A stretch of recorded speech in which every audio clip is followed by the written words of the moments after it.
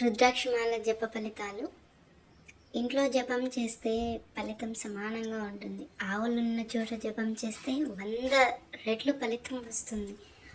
అరమాలల్లో చేసే 1000 రెట్లు ఫలితం వస్తుంది. పుణ్య పర్వతాలపై చేస్తే 10,000 రెట్లు ఫలితం వస్తుంది. నది తీరాల్లో చేయడం వల్ల 1,00,000 రెట్లు ఫలితం వస్తుంది.